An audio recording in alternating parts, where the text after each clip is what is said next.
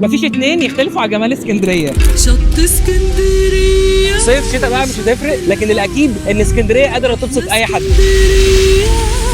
احنا النهارده في واحد من اجدد فنادق اسكندريه، احنا النهارده في فندق اكس يو سان ستيفانو. موقع الفندق ممتاز وهو باين من اسمه في منطقه سان ستيفانو وسط كورنيش اسكندريه.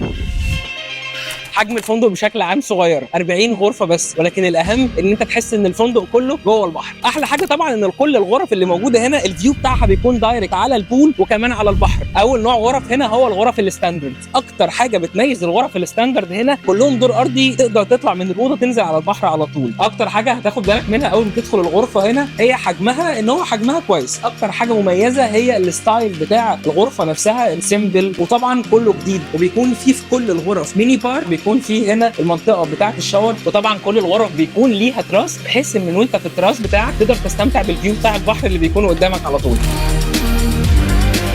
الغرف الديلوكس كلها بتكون موجوده في الدور الاول العلوي. حجم الغرفه بشكل عام من جوه تقريبا بيكون هو بالظبط زيه زي الغرف الستاندرد، ولكن اكتر حاجه بتكون مميزه جدا في الغرف الديلوكس وهو الفيو بتاعها، لان كل الفيوهات بتاعه الغرف الديلوكس بتكون شايفه البول وشايفه البحر كله طبعا قدامك. اعلى نوع غرف هنا بقى هي الغرف اللي ببرايفت بول، كلها موجوده في اخر الفندق تقريبا في مكان كده هادي جدا برايفت. كل غرفه منهم وليها حمام السباحه الخاص بيها، وطبعا زي ما انت شايف دايما فيو البحر بيكون موجود معاك. الخصوصيه مش موجوده، مفيش خصوصيه، ولكن هو حمام السباحه ده بتاعك. بالنسبه للغرفه نفسها بقى فهي حجمها تقريبا زي باقي حجم كل الغرف اللي موجوده في الفندق، الستايل السيمبل الهادي البسيط. فانت قاعد في الغرفه بتاعتك وقدامك حمام السباحه الخاص بيك وشايف الفيو بتاع البحر من كل مكان. بصراحه تجربه جديده وجميله ومختلفه، واحلى ما في التجربه واهمها انك بتستمتع بده كله هنا في اسكندريه.